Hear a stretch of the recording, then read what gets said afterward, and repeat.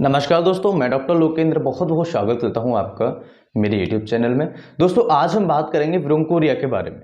ब्रोंकोरिया यानी कि कफ बनने की प्रवृत्ति। जिन मरीजों को बहुत ज़्यादा बलगम बनता है, जिन मरीजों को बहुत ज़्यादा कफ बनता है, तो ऐसी स्थिति में वो बहुत ज़्यादा परेशान हो जाते हैं। और आजकल ठंड का सीजन है और ठंड बहुत ज़्यादा बढ़ती चली जा रही है, तो ऐसे मरीज जो अस्थमेटिक हैं या जिनको निमोनिया की शिकायत रहती है, या जो हमारे ओल्ड सिटीजन्स हैं यानी कि जिनकी उम्र 50 साल से ज़्यादा है, या फिर जिनको बहुत लंबे समय से कोई लंग्स की बीमारी है या लंग कैंसर है, या फिर उनको ट्यूबरकुलोसिस जैसी समस्या है, ब्रोंकाइटिस की समस्या है या ब्रोंकिएक्टासिस की समस्या है, तो ऐसे मरीजों में उनको कफ बनने की जो प्रवृत्ति होती है बहुत ज़्यादा होती है, जिसे हम ब्रोंकोरिया कहते हैं।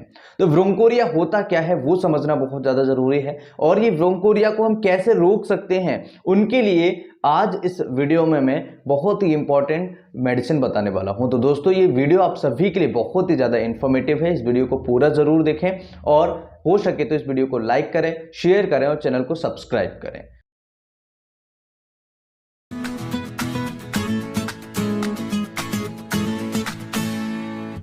दोस्तों, अगर आप हमारे वीडियो को पहली बार देख रहे हैं तो हमारे चैनल को सब्सक्राइब जरूर करें, बेल नोटिफिकेशन को जरूर दबाएं, जिससे कि आने वाली वीडियो का नोटिफिकेशन आपको आसानी से मिल सके। तो सबसे पहले हम समझते हैं ब्रोंकोरिया होता क्या है, ब्रोंकोरिया को हम कैसे डिफाइन करें, ब्रोंकोरिया कैसे हम इससे बच सकते हैं और ब्रोंकोरिया को कैसे हम दूर कर सकते हैं। तो ब्रोंकोरिया होता क्या है ये समझना सबसे ज्यादा इंपॉर्टेंट है, क्योंकि ब्रोंकोरिया जब होता है आपको, यानी कि जब बलगम बनने की प्रवृत्ति आपको होती है, तो आपको काफी सारी समस्याएं बढ़ जाती हैं। अब ब्रोंकोरिया को समझने के लिए दो चीजें आपको सबसे पहले समझनी होगी। हमारा जो रेस्पिरेटरी सिस्टम है ये दो भागों में बटा होता है। अब रेस्पिरेटरी सिस्टम क्या होता है? जो हमारे सांस लेने की नलियां होती हैं, जो नाक से लेकर के फेफड़ों तक की जो हमारी नलियां हैं, उसे हम रेस्पिरेटरी सिस्टम बोलते हैं। अब ये रेस्पिरेटरी सिस्टम आगे चल के, यानी कि यहां से नाक से होते हुए गया, यहां से होते हुए ये गया और ये ट्रैकिया आ गया। ठीक है, ये ट्रैकिया से आगे जैसे ही नीचे की तरफ जाएगा तो ये दो भागों में डिवाइड हो जाता है, जिसे हम लेफ्ट कहते हैं,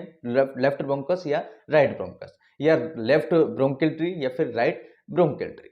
तो जब ये दोनों भागों में बट जाता है तो यहां पर जो राइट वाला लंग्स होता है, इसमें इंफेक्शन होने के चांसेस ज्यादा होते हैं, ये इंफेक्शन के लिए ज्यादा प्रोन होता है। राइट, तो ये जो राइट वाला फेफड़ा है उसमें अगर ज्यादा इंफेक्शन होता है तो कई बार लोगों को निमोनिया की शिकायत होती है या फॉरेन बॉडीज इन्वेजन की कोई प्रॉब्लम होती है, तो राइट वाले लंग्स में ज्यादा दिक्कत होती है, उसमें ज्यादा होने की प्रॉब्लम्स होती है। यहां पर जो हमने दोनों ट्रीज को डिवाइड किया, यानी कि एक लेफ्ट को और एक राइट को, ये आगे चल के छोटी छोटी कैपिलरीज बनाते हैं, छोटी छोटी ट्री और बनाते हैं, जिन्हें हम आगे चल के ब्रोंकियल ट्री बोल देते हैं। तो ब्रोंकियल ट्री जब आपकी ब्रोंकस के अंदर जब बलगम बनना स्टार्ट हो जाता है, जमना स्टार्ट हो जाता है, उसका सीक्रेशन बढ़ जाता है, तो इसे हम ब्रोंकोरिया कहते हैं। ब्रोंकोरिया का सीधा मतलब होता है कि फेफड़ों के अंदर जो हमारे ब्रोंकस हैं उसके अंदर जो सीक्रेशन है हमारे बलगम का, वो ज्यादा सीक्रेशन होना, इकट्ठा होना, जमना, उसे हम ब्रोंकोरिया बोलते हैं। उसकी वजह से काफी सारी दिक्कतें आपको आती हैं। क्या क्या दिक्कतें आ सकती हैं आपको? जैसे सांस लेने में तकलीफ हो सकती है, इसके अलावा आपको चेस्ट पेन हो सकता है, चेस्ट कंजेशन हो सकता है, घड़घड़ जैसी आवाज आती है, यानी कि जैसे छाती में कुछ ऐसी सीटियां जैसी भी आवाजें आती हैं जो अस्थमा में देखने को मिलती है। घड़घड़ जैसी आवाज क्यों आएगी? क्योंकि जो हमारा एयरवे है, उस एयरवे से आपकी जो एयर निकल रही है, यानी जो ब्रोंकस है, उस ब्रोंकस से जो हमारी एयर निकल रही है, वो एयर से होते हुए आपके बाहर आ रही है, ब्रोंकियल ट्री से होते हुए आपके ट्रैकिया में आ रही है। लेकिन वहां पर अगर आपका बलगम जमा हुआ है, वहां पर आपका कफ जमा हुआ है, तो उस मरीज की जो हवा है वो उससे टकरा के आती है, इसलिए वहां पर घड़-घड़ जैसी आवाज आती है और सीटी जैसी आवाज आती है। अब सीटी जैसी आवाज क्यों आती है? क्योंकि जो हमारा ब्रोंकियल ट्री है या जो हमारा रेस्पिरेटरी ट्री है, वो क्या करता है? कॉन्स्ट्रिक्टेड होता चला जाता है, यानी कि सकरा होता चला जाता है। जब वो सकरा होगा तो वहां से जब भी कोई हवा निकलेगी तो हमें सीटी जैसी आवाज सुनाई देगी। अब यहां पर एक छोटा सा एग्जांपल समझिएगा। जब हम सीटी बजाने की कोशिश करते हैं, जैसे ये वाली सीटी बजाई या फिर हमने मुंह से नॉर्मली सीटी बजाई, तो हम क्या करते हैं? उस एरिया को कम करते हैं। राइट, अगर हम इतना कर दें तो हवा आसानी से निकल जाएगी, कोई सीटी नहीं बजेगी। राइट, और इसी एरिया को अगर हम ऐसे कर दें तो आपकी हवा जो है वो कम एरिया से होकर निकलेगी, इसलिए आपकी जो सीटी जैसी आवाज है, जो सीटी बजने की जो आवाज होती है वो प्रोड्यूस हो जाती है, राइट। तो इसी प्रकार से लंग्स के अंदर जब ये हमारे फेफड़ों के ट्री जो होती है, ब्रोंकियल ट्री जो होती है वो सिकुड़ जाती है, तो ये सीटी जैसी आवाज प्रोड्यूस करने लगती है, जो कि अस्थमा में होता है। अस्थमा के पेशेंट्स में हम क्या करते हैं, जब भी अस्थमा का कोई पेशेंट हमारे पास आता है तो उस मरीज को हम उसकी जो ब्रोंकियल ट्री होती है उसे खोलने वाली दवाइयां देते हैं, ब्रोंकोडायलेटर जिसे हम बोलते हैं। यानी कि ब्रोंकोडायलेटर का मतलब समझ रहे हैं, ब्रोंकोडायलेटर का सीधा मतलब है कि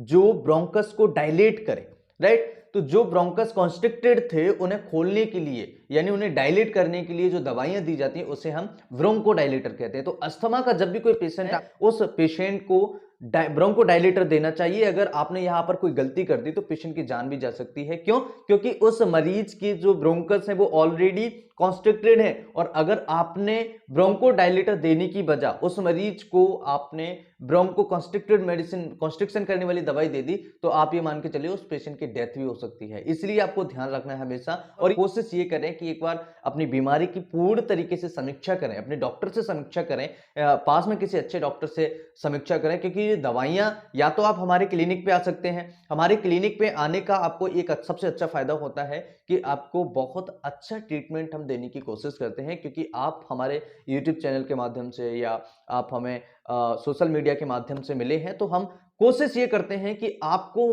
बेस्ट से बेस्ट ट्रीटमेंट दिया जाए और कम पैसे में आपको ट्रीटमेंट दिया जाए, राइट। तो यहां पर आप अपने एक बार डॉक्टर से जरूर कंसल्ट करें, और हो सके तो ये मेडिसिन जो हैं एक बार अपने नजदीकी डॉक्टर से जरूर पूछें, राइट। तो ये जो मेडिसिन मैं आपको बता रहा हूं, जिनको छाती में बलगम जम जाता है, जिनको छाती में बहुत सारी समस्याएं होती हैं, उन पेशेंट्स के लिए एक मेडिसिन है हाइड्रेटिस्कैन।